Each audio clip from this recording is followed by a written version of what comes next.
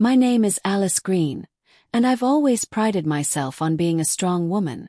Growing up, I was told I was supposed to be everything for everyone, strong, steady, and unwavering. And for the most part, I believed it.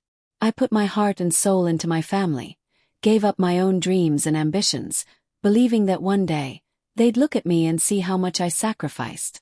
But that's the thing about family. They never quite tell you when they've stopped seeing you. It was December 22nd, the day I usually looked forward to most. My daughter, Liza, had promised they'd be here by 3 p.m. But if there was one thing I knew about Liza, it was that she was rarely on time. It didn't bother me, though. I loved her in spite of her habits. I always believed there was time for everything as long as we had each other. I was in the kitchen that afternoon, preparing dinner, as I had done every Christmas for the last 35 years. The turkey was stuffed just the way they liked it, the vegetables were perfectly chopped, and the cranberry sauce shimmered like something out of a holiday magazine. I couldn't help but smile as I placed the dishes onto the table, waiting for them to arrive, knowing the house would soon be filled with laughter and the clinking of silverware. It was supposed to be a perfect evening, but hours passed. The clock ticked on, and my family didn't arrive. 3 o'clock came, then 4, then 5. It was a long time since they'd been this late. I thought about calling Liza, but I knew what I'd hear. She'd tell me they were stuck in traffic, or that one of the kids had a meltdown, or maybe she'd simply forget to call. I picked up the phone anyway, my finger hovering over her name. But I stopped. I couldn't bear to hear her excuses today. I just couldn't. The silence in the house felt suffocating. I stared at the untouched food on the table. The room seemed to shrink around me. The laughter and chatter I had imagined were nothing but echoes in my mind. The only sounds that filled the air were the low hum of the refrigerator and the ticking of the clock. And with every tick, the truth hit me harder. They weren't coming. They weren't coming because they didn't care. I looked down at the phone again. No messages. No calls. Nothing. I should have expected it. All these years I had given.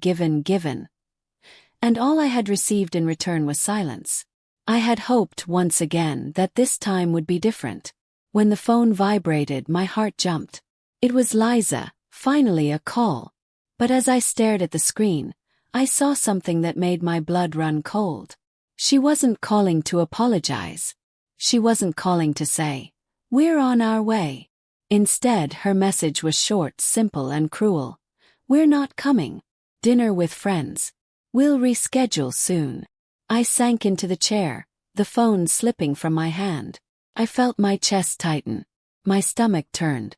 They had forgotten me. They had made a choice, and I wasn't part of it. How could they?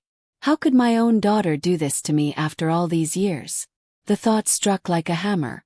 I wasn't even a priority in their lives anymore. I was just someone they could take advantage of.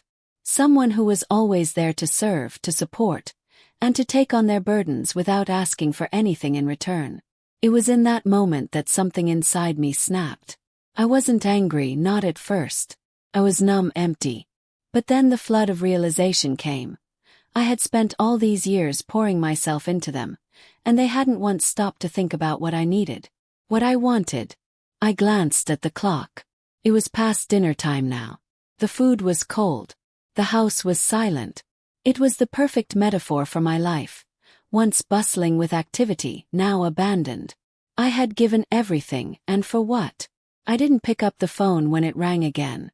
It was Liza, of course, but I wasn't interested in hearing her voice now. I didn't want any more empty apologies or hollow promises. It was time for me to stop waiting. That night, I sat in the darkness, feeling the weight of years of neglect. I had done everything for them, supported them, encouraged them, and loved them unconditionally. But none of that mattered. They had taken me for granted, and the truth was, I didn't matter anymore. But the worst part was realizing that I had allowed this to happen. I had let them walk all over me, and I had accepted it. I had told myself for so long that it was okay, that this was just the way it was. But now, sitting in my empty house with the cold plates in front of me, I knew something had to change. It wasn't just that they had let me down, it was that I had let myself down. I had let my own needs be pushed aside for the sake of theirs. I had lost myself in their lives, and in doing so, I had forgotten who I was. But that night I made a decision. I was done being the doormat. I was done waiting for someone to love me the way I had loved them. It was time for me to take back control. I was going to find my own way for the first time in my life. And I wouldn't let anyone, not even my own children, stop me. The morning came earlier than usual, the soft light of dawn just beginning to creep through the blinds. The air was cool, and there was a quiet in the house that felt almost foreign. I sat at the kitchen table, the warmth of the black coffee in my hands, its bitterness grounding me in the moment. My thoughts, though, were a whirlwind. They didn't settle easily. The events of the night before still felt too fresh, like I hadn't yet had time to process everything. But as I sat there, the realization began to sink in. There was no turning back. Even if I wanted to, I couldn't undo what had happened. They had made their choice. Liza and Sam. They had decided I wasn't worth their time anymore. Not worth their attention, not worth their love. And for the first time in my life, I had to make a decision of my own. I would not allow myself to be forgotten anymore. No longer would I chase after them, hoping for a piece of their love, only to be left with empty promises and hollow words. Had to stop. I wasn't going to wait for their calls. I wasn't going to watch their perfect lives through the lens of a phone screen. It was time to focus on myself, to stop holding on to the hope that they would change, that they would finally see me. That hope had been nothing more than an illusion all these years, and it was time to let go of it. I glanced at the letter from the accounting department, the last bill for their apartment renovation, a renovation I had paid for. My chest tightened as I looked at the number, the money I had poured into them, into their lives. Was it worth it? I wondered. Was it worth leaving pieces of myself in those walls? That morning, I gathered what little strength I had left and made a decision. It was time to take control of my own life, to stop letting their needs dictate mine. I wasn't going to play the role of the dutiful mother or grandmother any longer. It was my turn to choose what mattered to me. Bank. I would go there, close those accounts I had opened for them over the years. Accounts that had been meant to help them, to make their lives easier, but instead had turned into a trap that held me in place, tethered to a past that no longer served me. This was my final act of defiance, my last line of defense against the people who had taken advantage of my love and trust for far too long. As I drove to the bank, I felt a strange calm settle over me. My heart beat a little faster, but it wasn't fear. It was something else, determination. I was doing something for myself, something I should have done long ago. This was the first step toward reclaiming the pieces of me that had been scattered over the years, the pieces I had given away freely, without thought. I arrived at the bank and took a number, sitting down on the hard plastic chair. The waiting area was quiet, the dull hum of the air conditioning the only sound filling the room. I could feel my palms sweating as I clutched the ticket, but I didn't care. I wasn't going to let this moment slip away from me. I was here and this was my decision. When my number was called, I stood up, my legs a little shaky but determined. I walked to the counter where a young man was waiting for me. His eyes studied my face, curiosity in them, but I didn't give him the chance to ask anything. I want to close all the accounts I opened for my children. All the savings I had put aside for Sam and Liza. It ends today, I said firmly, meeting his gaze without flinching. His eyes widened slightly in surprise, but he quickly masked it with a professional smile. Of course, Mrs. Green. We can help you with that. Please just give me a moment. I watched him type away on the computer, his fingers moving quickly across the keyboard. I didn't need to say anything more. The decision had been made, and I wasn't going to second-guess it. Every time he pressed a key, I felt another chain fall away, another piece of my past slipping into the void. This wasn't about money. This was about power. This was about reclaiming my dignity. They had taken enough from me, and I wasn't going to let them take any more. When everything was finalized, I left the bank, the cool breeze outside feeling like freedom itself. There was a sense of finality in what I had done, but instead of regret, I felt a wave of relief wash over me. I had done what needed to be done. The weight that had been on my shoulders for so long was gone. But as I walked to my car, I looked up and saw my reflection in the glass of a store window. The same old face, wrinkled, tired, with strands of silver in my hair. For a moment I wondered, is this who I am now? Was I still the person I used to be, the woman I had hoped to be at this point in my life? Could I still be important to someone even now? I didn't have the answers. But as I stood there watching my reflection, I felt something shift inside me. I wasn't scared anymore. I didn't have to be the woman who sacrificed herself over and over again for people who couldn't even see her.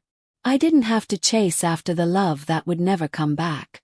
I was done living in the shadows of others. I wasn't going to be invisible anymore. For the first time in a long while, I didn't feel small. I didn't feel forgotten. I felt something I hadn't felt in years. Hope. The road ahead was uncertain, but it was mine. I would take each step forward not because they expected me to, but because I deserved it. And for the first time in a long time, I believed it. The following week, I knew it was time to take back control of my life.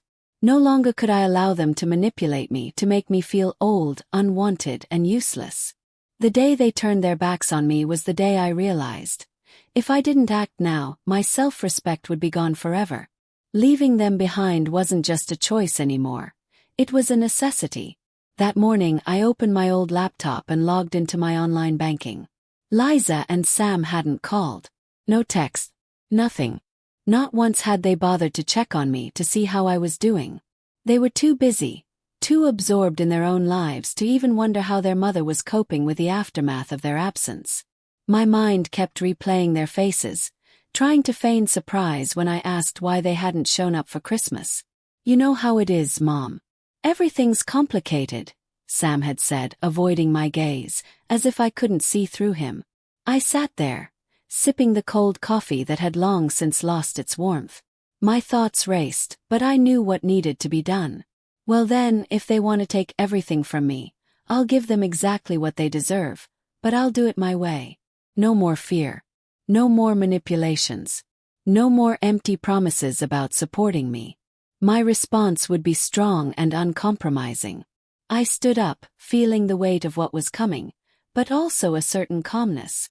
The decision was made. It was time to put an end to it all. I wouldn't back down now. I headed straight to the lawyer's office. If someone wanted to strip me of my rights, I needed to do everything legally.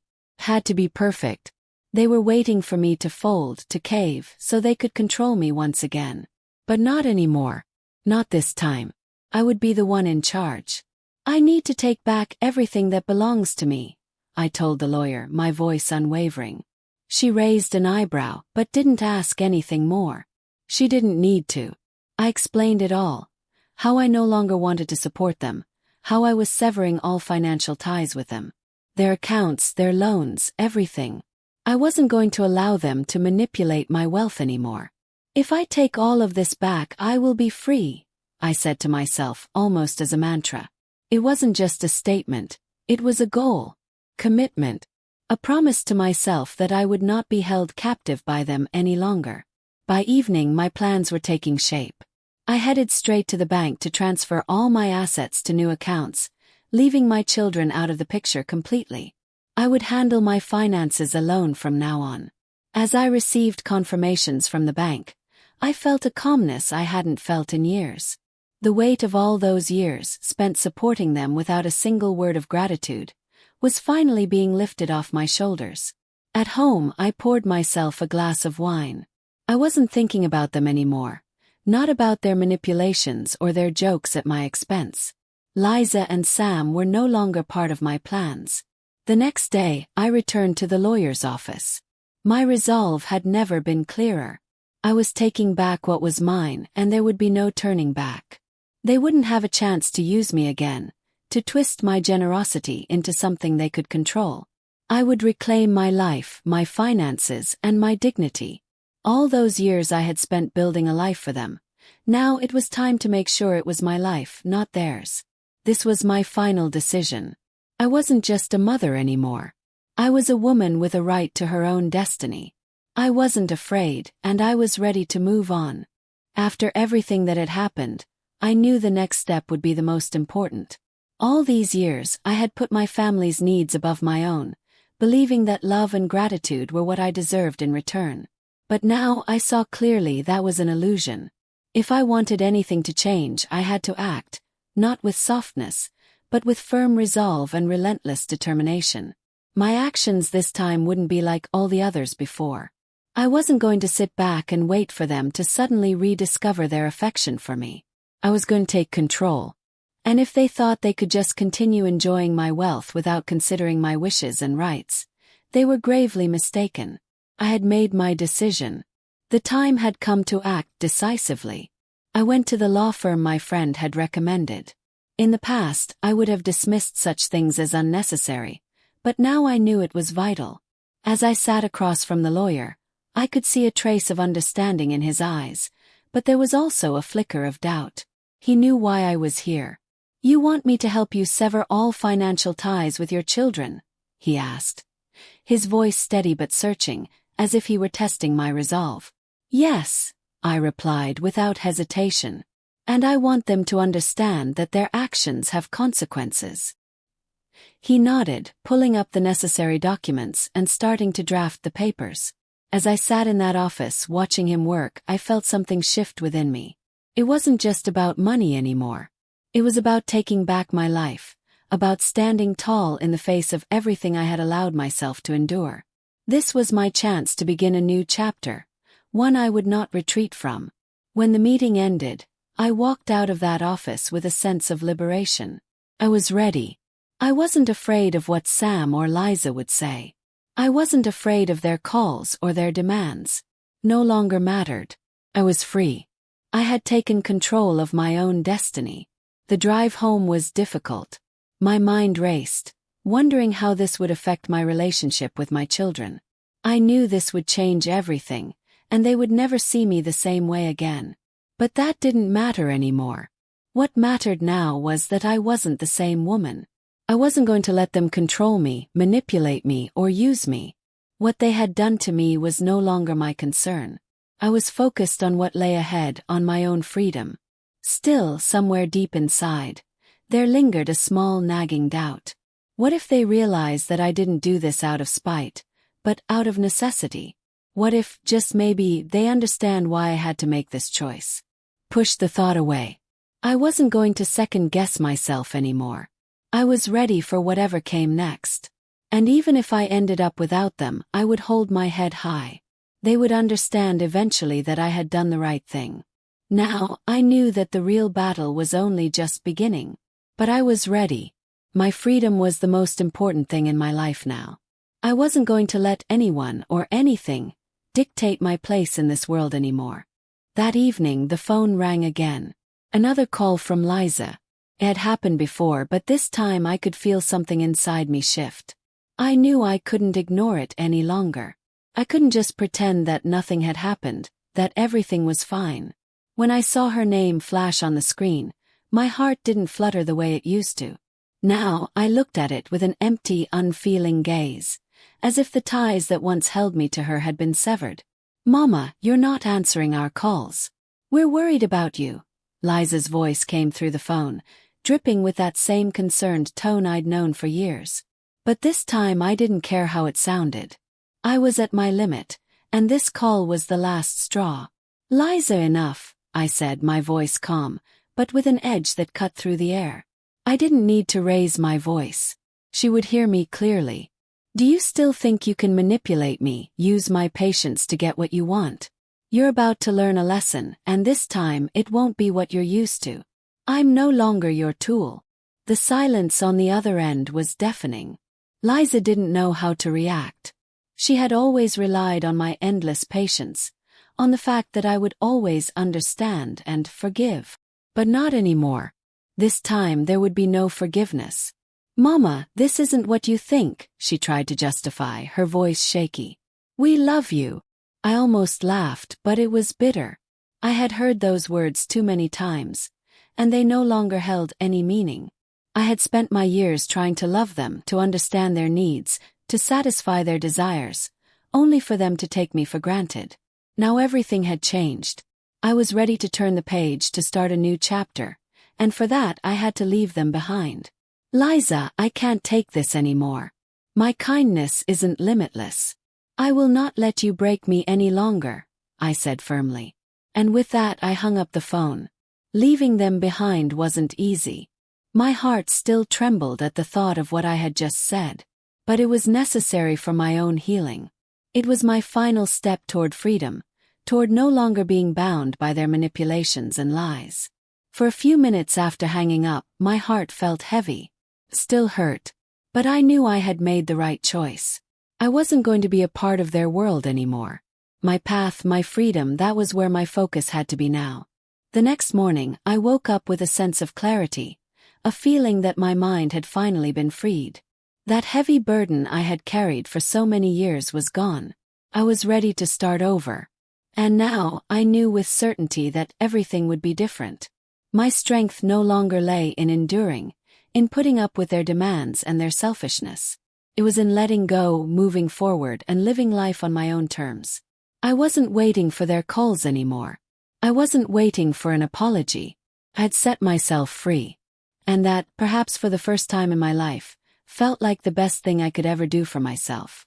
The next day, I woke up with the undeniable sense that I had finally claimed my freedom, though it had come at the price of emotional loss. I sat in the old armchair that had once belonged to my husband, my fingers lightly tracing the fabric that had seen so many years of our shared life. It was the chair where I spent so many evenings thinking about the life we built, the children we raised. Now I was asking myself, what now? There was no fear, no uncertainty about the future. After all these years of living in the shadow of my family, I could finally be myself. I thought about all their concerns and their devotion, the ones that were just clever shields for their selfish interests. They had thought I would always be under their control, always the mama figure, always ready to give everything for their comfort. But now I knew the truth, and I was ready to accept it. The first step had been taken. I wasn't going to be controlled by their whims and manipulations anymore. But what next? What if they came back, apologized, promised they would change? I couldn't believe their words anymore. Words meant nothing without actions. I told myself that the next time they came with their empty promises, I would be ready. 2 weeks later, I received a message from Sam. It was full of concern, how they worried about me, how they wanted to talk, and how important it was for me to be part of their lives.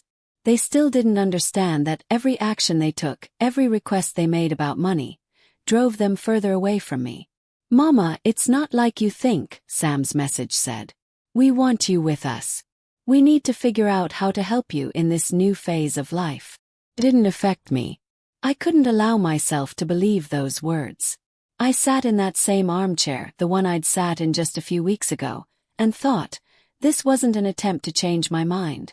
It was just another part of their game. A game I was no longer playing. I decided to meet with them. I was ready to hear all their apologies, all the beautiful words they would use to smooth over their actions. But this time, I wasn't the same woman who would tolerate it. I was strong now, and they needed to understand that. When I opened the door and saw their faces, I could feel how they were about to speak, to try to ease into the conversation. Liza wore her usual expression, the one that said, "I'll fix everything," and Sam, it seemed, was preparing for one of his serious explanations. They still didn't understand that everything had changed. "Mama," Liza began, "we've talked about this, and we really want you back with us. You're needed. Just so hard for us. We didn't know how much we were hurting you." "Didn't know?" I asked, bitterness creeping into my voice. "Do you really think you didn't know? This was fine for you, as long as I didn't set any boundaries." Their eyes were full of confusion, full of misunderstanding. They didn't get it. They didn't realize that I wasn't the woman who would sit and wait for their promises to shatter again. I would not be part of their world of manipulation and hypocrisy anymore. I looked at them, steady, resolute, and said, "Now I'm the one who decides what to do with my life. And it's not up to you, it's up to me. What matters now is that my life is full. Full of real people who appreciate me, not use me." That was their final warning. I wasn't going to be their tool anymore. They still didn't know that true strength doesn't lie in giving everything away, but in knowing when to take back what belongs to you. I closed the door behind them, and as I sat back in my chair, I felt the silence around me grow. It wasn't empty. It wasn't lonely. It was my power. When I returned home after my final meeting with Liza and Sam, I felt a profound sense of calm wash over me. There was no regret, no second-guessing, only the quiet certainty that everything I had done was right. For the first time in many years, I felt the weight of all those unspoken expectations and emotional burdens slowly lift from my shoulders. I had left them behind, and in doing so I was free. I had spent so many years living in the shadow of my family's needs, thinking that love, gratitude, and respect would eventually find their way back to me. But the truth was, I had been nothing more than a stepping stone in their lives, a silent, selfless figure that they could rely on whenever they needed something. And as much as I wanted to be the one they turned to for support, I had become nothing more than an invisible resource, stretched thin and forgotten the moment they no longer needed me. But now I was moving forward. I wasn't looking back. This was my time. I didn't need their approval, their explanations, or their apologies. All that mattered now was me. I realized, sitting in my old living room, that it was time to let go of the house. I had clung to it for too long, believing that its walls could hold my memories, my family, my life. But as I sat there in the silence, I understood. The house was not the keeper of those memories. It was only a cage, a physical representation of everything that had kept me bound to the past. The cracked walls, the worn-out furniture, the creaky floors, these were not the markers of a happy, fulfilling life. They were just the remnants of a time when I had given everything to others, hoping one day it would be returned. But now it was time for something new. I drove to a real estate agency the next morning, and as I walked in, I felt my heart race just a little bit faster. I was making the first move toward reclaiming my life, away from all the emotional weight I had been carrying for so long. I looked at the listings, apartments, houses, little cottages, and for the first time I wasn't looking for something that could accommodate my family, something that could fit their needs. I was looking for a place that would be mine. A place where I could breathe, where I could create my own space, my own sense of peace. The idea of living in a new place felt liberating, yet there was something grounding about the process too. With each listing I flipped through, I knew I was getting closer to the life I had always wanted, the life I had denied myself for so long. I knew it wouldn't be perfect, that I might have moments of loneliness, but that was okay. What mattered was that it would be mine. Completely mine. I didn't care where it was. What mattered was that I was moving. After all, the idea of freedom wasn't tied to a location. It was tied to the space I would create for myself. And so, when I found it, the small apartment on the top floor with large windows that overlooked the city, I knew it was the place. The view from the apartment was stunning. I could see the city stretched out before me, with all its noise and chaos, but I knew I wouldn't be part of it. I wouldn't be a part of their world anymore. This place wasn't about fitting in. It was about creating my own world on my own terms. I could finally leave behind all the hurt, all the broken promises, and all the unfulfilled expectations.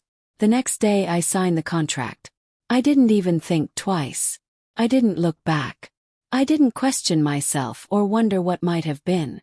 I simply moved forward, knowing it was the right choice. The following week was a whirlwind. I packed up everything I could carry, slowly but surely, emptying out the old house. Each item I packed was a piece of my past, a step closer to the future I had envisioned for myself. I realized that I had been holding on to things that no longer served me. The furniture, the knickknacks, the photographs. None of it mattered anymore. What mattered was that I was reclaiming my own life, one step at a time. I didn't call Liza or Sam. I didn't feel the need to explain myself to them anymore. Why should I? What had they ever done to deserve my explanations? The truth was I had given them everything. My time, my love, my energy. And what had I gotten in return? Manipulations, guilt trips, empty promises. No, I wasn't about to give them any more of me. I had already given them too much.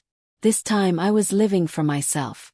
I was moving into my new apartment not because I had to, but because I deserved it. I didn't need their approval or their approval-seeking words. I didn't need to prove anything to them.